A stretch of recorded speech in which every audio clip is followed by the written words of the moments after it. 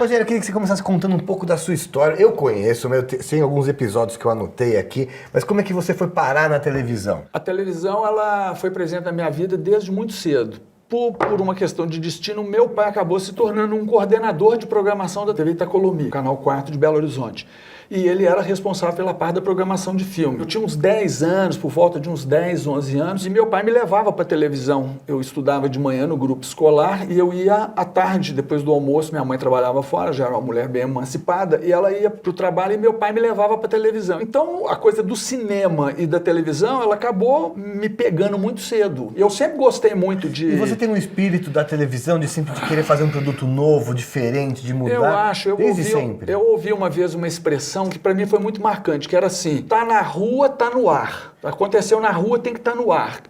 E eu entendi muito bem o que aquilo queria dizer, que era o seguinte, assim, se está permeando a vida das pessoas, você tem que reportar isso, você tem que fazer isso virar comum. Se está na discussão na fila do bebedouro, na fila do caixa do supermercado, na conversa do bebedouro... A compreensão que eu tive foi um desses dinossauros da televisão das antigas, eu não sei se foi o Rubens Furtado, eu não lembro, te confesso que eu não lembro, mas eu tive a compreensão do que era aquilo, assim, eu falei, entendi. Se está na rua, se é tema, se é assunto, você tem que trazer para a televisão, tem que debater, tem que estressar, porque é o público que faz a pauta. Ao mesmo tempo, a televisão também vale, né? Vale. Se o negócio não vira conversa de bebedouro, não deu certo. Exatamente, é uma avenida de mão dupla. Sim. E eu venho daquele modelo de televisão que, por ser uma televisão local, você ficava sabendo, porque Belo Horizonte era uma cidade, ainda é uma cidade interiorana, né? Ela está para dentro, né? Então, cidade pequena, quer dizer, tudo que acontecia estava na televisão, você meio que pertencia, aquilo fazia parte. Você me contou uma história de quando você conheceu, se eu não me engano, foi o Boni que tem uma carta, não tem uma história assim? Tem, isso foi na TV Gazeta, eu tenho isso guardado até hoje. Eu falei para ele, quando eu estava no Rio, lá dirigindo a TV Brasil, nós tínhamos um amigo em comum falecido, queridíssimo, o Carlos Alberto Viseu, que foi o produtor do Abertura, um super programa importante, do Glauber Rocha. Que você trouxe as fitas, a gente botava lá no programa. Isso, eu era diretor-geral da TV Gazeta, a gente tinha feito aquele projeto da TV Desindexada, que foi a primeira televisão segmentada da televisão aberta que eu tenho no Brasil, que eu tenho notícia. E chegou a época do Natal, a gente mandava fazer cartão e você mandava para as agências de propaganda, para os caras, para você fazer aquele network, né? Não tinha internet, não tinha nada. E eu mandei uma para o Boni escrita assim: quando eu crescer, quero ser igual a você. E era ao mesmo tempo uma admiração, mas era também uma provocação, porque o Boni fazia televisão que era o padrão Globo de qualidade. E a gente fazia televisão que era o contrário disso, né? O nosso lema era o nosso lema era na contramão de farol aceso, que era o jeito de você ser notado. E era uma ruptura ao que a Globo fazia, né? A gente falava, nós vamos fazer uma televisão com a nossa cara. A estética é essa, então vamos fazer uma estética precária. A precariedade tem uma estética. E aí eu mandei. E para minha surpresa, ele me mandou o cartão, na época a Globo, aquele cartãozão bacana da Globo, feito pelo Hans Donner.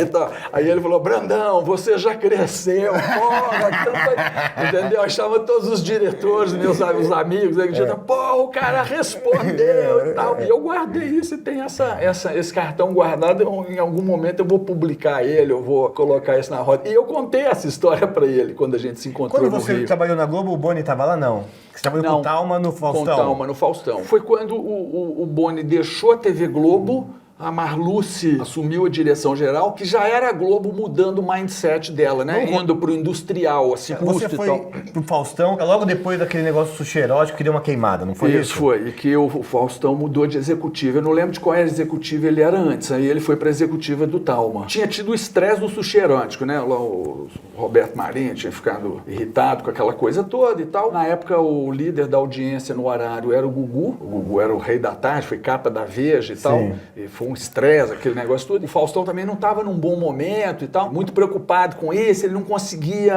Acho que ele acusou o golpe também daquela história, eu não sei se ele concordava muito com aquilo, entendeu? Mas a audiência às vezes impõe, né, certas coisas. E aí, numa conversa com o Thalma, eu lembro que estava o Thalma, o Jodelli, o Alberto Luchetti e eu. Eu sugeri ao Talma, falei assim, pô, acho que a gente devia fazer um programa, mais uma revista ao vivo, grandona, no domingão à tarde, por causa da experiência que a gente tinha tido com o TV Mix, na TV Gazeta, Sim, com TV mulheres Mix, em desfile, várias coisas, você aproveita, você sabe o que funciona e o que não funciona. A coisa começou a funcionar porque nós começamos a cobrir alguns fatos, que é aquela história, tá na rua, tá no ar. Sim. Foi a história do Padre Marcelo. O Sabino, ele tinha ido ao Morumbi e tinha visto uma missa. O Padre Marcelo fazia numa rua lá do Morumbi e tudo, e as pessoas ficavam na rua, mas lotava, cara. O galpão era pequeno, mas lotava, era uma febre. Aquele negócio daquelas 6 horas da tarde, que ele rezava lá Ave Maria e tal, o povo levava carteira de trabalho. Eu percebi naquilo um certo fenômeno. Eu falei, porra, esse negócio é um negócio...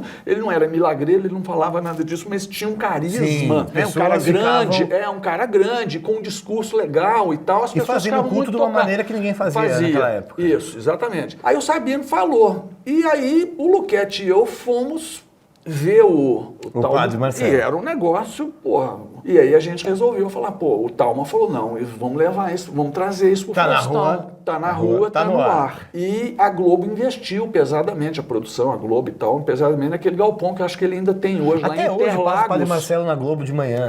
Ele montou um galpão em Interlagos, onde era aí que seria o altar dele e tudo, mas com câmera posicionada e tal. E às 18 horas entrava ao vivo, no Faustão, a Ave Maria. E era uma comoção, né, cara? Você olhava minuto a minuto, o negócio...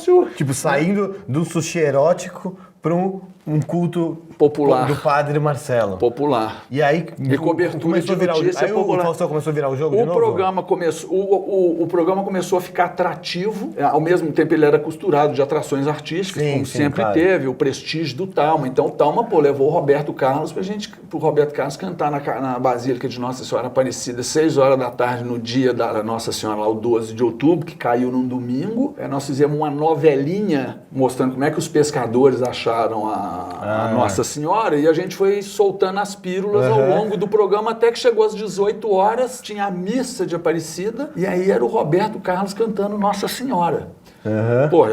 Pô, 50, né? Sabe? Assim, então o programa acabou, o programa achou uma fórmula. O Talma era muito seu amigo, né? Muito amigo. É um irmão seu, Irmão. Né? Você conheceu o Talma da onde? De onde? Como começou a amizade? Eu conheci o Talma, a primeira vez que eu tive com o Talma foi na Globo, no Rio, mas ele era muito poderoso, um cara de 3 metros de altura, né? Roberto Talma, então aquela coisa. Aí depois nós nos reencontramos aqui em São Paulo e aí nós ficamos muito amigos mesmo, assim, de frequentar a casa um do outro e ter uma cumplicidade. Aí foi quando o Jodelli também veio, eu já sabia do Jodelli. O Jodelli era o braço direito dele e a gente era meio um quarteto, assim, que era o Talma, o Jodelli, o Clemente Neto e eu. E foi nesse momento que o Talma foi pra Bandeirantes, ele tinha saído da Globo, tava todo mundo saindo da Globo, né? O Daniel Filho querendo fazer produção independente, teve uma onda, assim, alguns diretores saíram, depois voltaram. E nessa época eu convivi muito com o Talma, aí ele virou um amigo meu, a gente virou muito amigo, assim, bem pessoal, assim.